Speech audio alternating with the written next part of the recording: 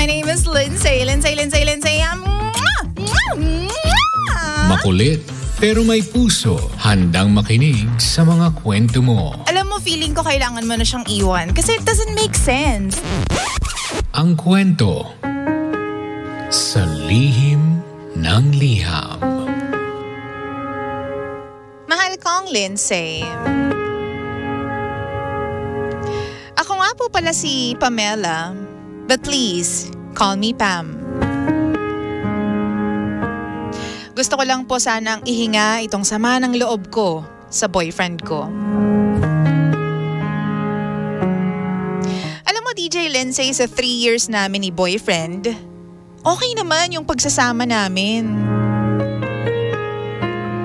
Malambing siya sa akin, binibigay niya lahat ng pangangailangan ko, at masasabi kong mahal na mahal ko siya. Pero dahil sa isang office mate, nag-iba ang takbo ng relasyon namin. Meron kasi siyang office mate na buntis. Supervisor niya pa. Tapos ang sabi, wala naman daw asawa. Sinikreto niya sa akin ang lahat nung una. Hindi niya sinabi sa akin na tinutulungan niya yung supervisor niya. Kasi ang sabi niya sa akin, baka hindi raw ako pumayag. Ang sabi sa akin ng boyfriend ko, sinasamahan niya raw na magpa-check up yung kanyang supervisor dahil buntis nga. At hatid sundo niya pa. Meron naman daw nakakakita sa kanya na kaibigan. Nung una, bale wala lang sa kanya kahit makita pa siya ng ibang tao. Pero naisip niya, baka kung anong isipin nila at makarating sa akin. Kaya naman nagdasal na siya na sabihin na sa akin mismo yung pagtulong na ginagawa niya. Siyempre nung una nagulat din ako. Natakot ako. Kasi baka mamaya siya pala yung ama. Pero hindi naman daw. Yung paghatid sundo niya raw doon sa kanyang supervisor, malaki daw yung binabayad sa kanya.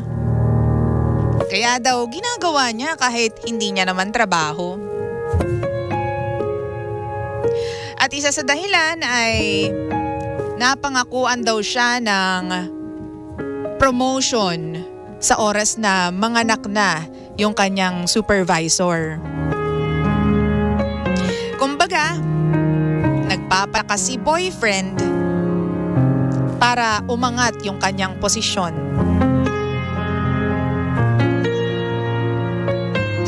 Hindi ko alam, DJ Lindsay, kung dapat ko bang paniwalaan at ayaan na lang po yung mga ginagawa ng boyfriend ko. Dapat ba akong maniwala? Nagpapalusot lang ba siya? O baka naman meron talaga silang lihim na relasyon?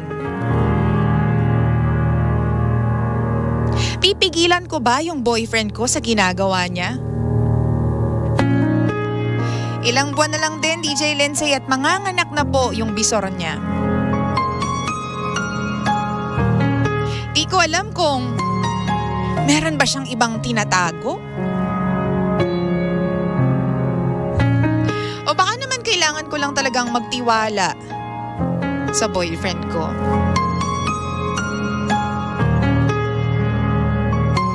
Tulungan niyo po ako. Ano po bang dapat kong maramdaman at dapat kong isipin patungkol dito?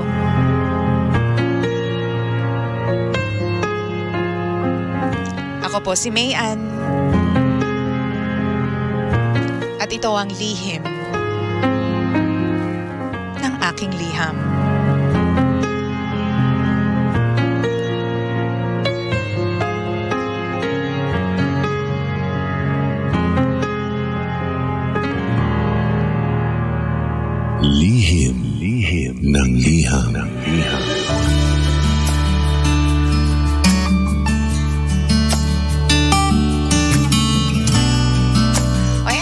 Service naman pala, nakakaloka naman. Service naman pala yung jowa mo. Ikaw naman, rumaraket nga si Joers, 'di ba? Para sa kinabukasan ninyo. Di umano ha, hindi natin sure yan. Syempre, mahirap na, 'di ba? Hindi natin sure. So dapat i-confirm natin doon sa buntis. Nasa kabilang linya po si Hello. Huy.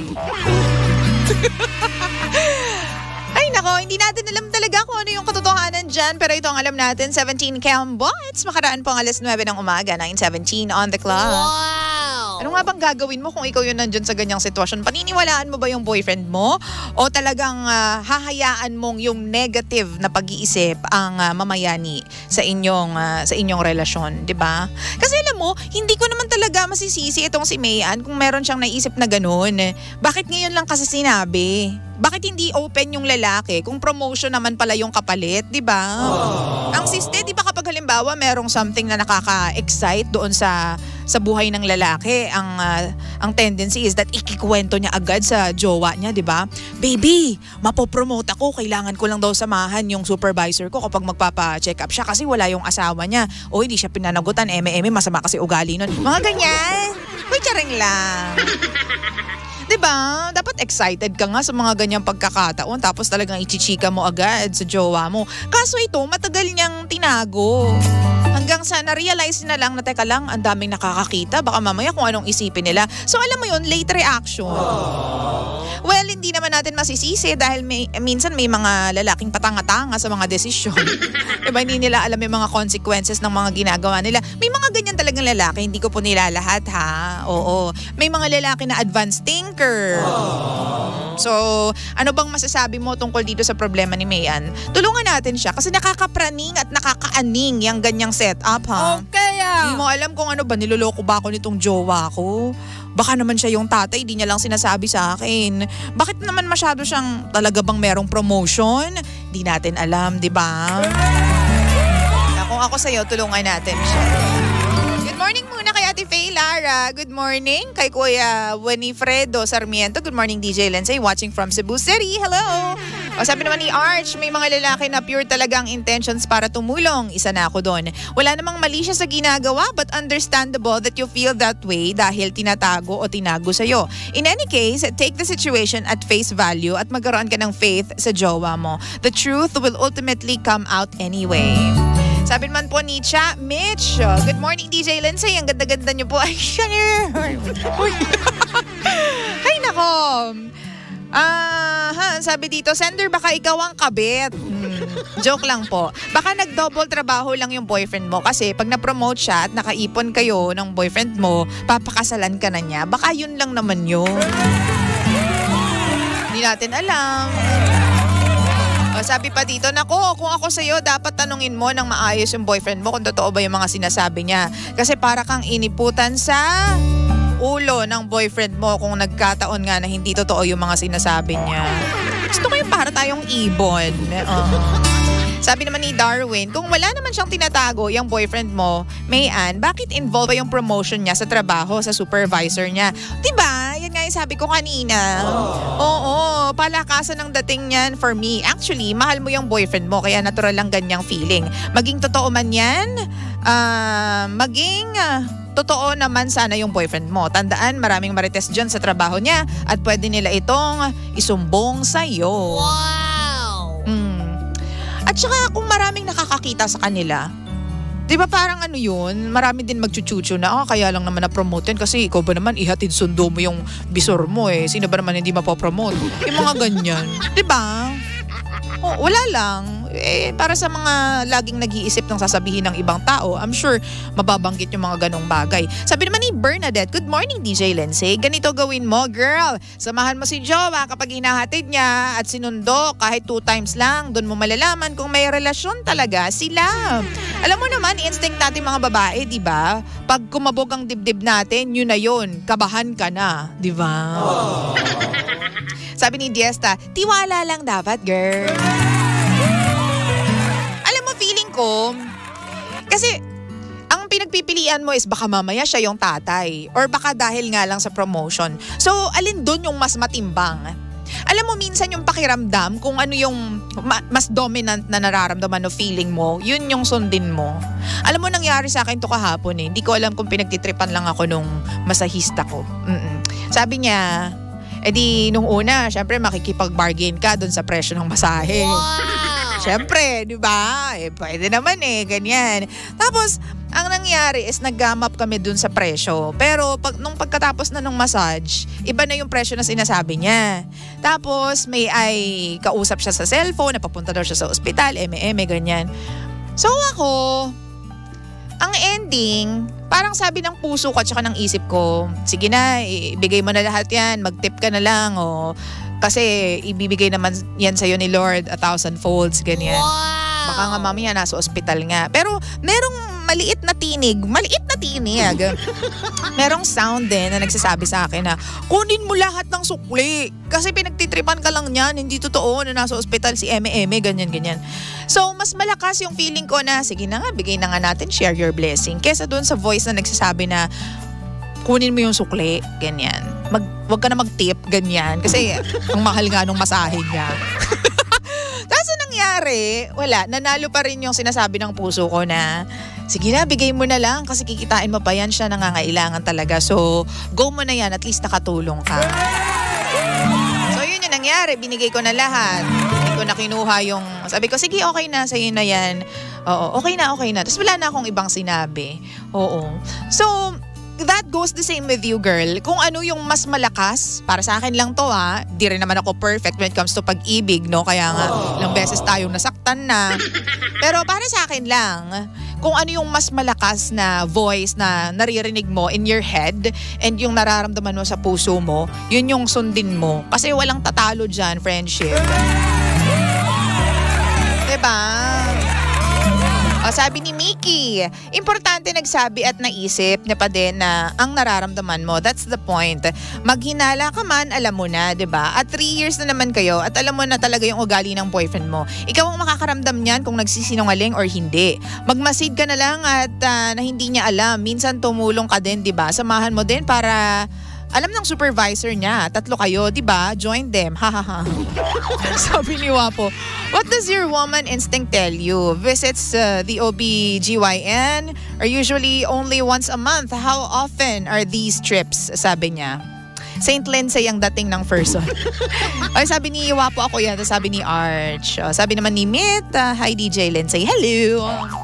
So yun. Oo nga no, tama yung point. Gaano kadalas ang minsan? Hoy! Oo. Gaano kadalas ba sila nagpapacheck up, ganyan? Ilang beses ba? Baka naman kasi nire-require ng doctor na 4 times a week kasi buntis. 4 times a week, ang daming budget. Anong kembot sa'yo ng doktor? So yun, o kaya talagang mag-imbestiga ka, di ba? Kung hindi ka talaga mapakali, sumama ka. Sige nga, sama nga ako minsan kasi kung wala naman talaga siyang tinatago, di ba? O go for gold. At least makikita mo pa at matutulungan mo din yung supervisor. You can be good friends actually, di ba? Pag nanganak siya, malay mo maging ninang pa kayo. Di ba? Maging ninong yung jowaers mo. Diba? Hello naman kay Naksu. So yun, kung anong sinasabi ng puso mo, yun ang gawin mo, pero samahan mo rin ng investigasyon, girl. Yahoo! Minsan okay na mag-trust tayo sa ating instinct, pero syempre, tingnan natin kung ano yung actual na nangyayari, kung ano yung nangyayari at hand. Diba? Doon tayo mag-stick. Para mas, alam mo yun, masatisfy natin yung mga iniisip at mga nararamdaman natin. Yun lang. Diba? Pero I wish you well, Mayan. Sana masolusyonan mo yan.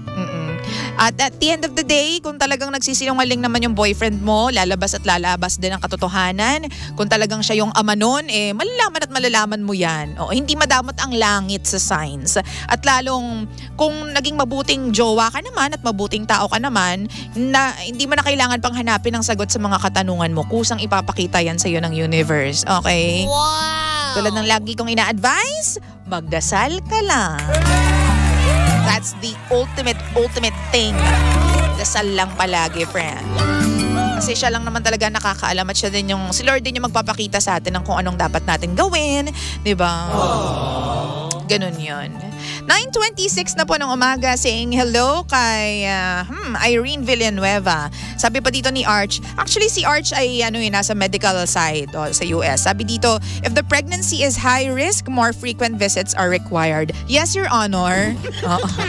Sabi naman ni Jenna, hi Lindsay, lagi po ako nakikinig sa'yo sa radyo, di ba?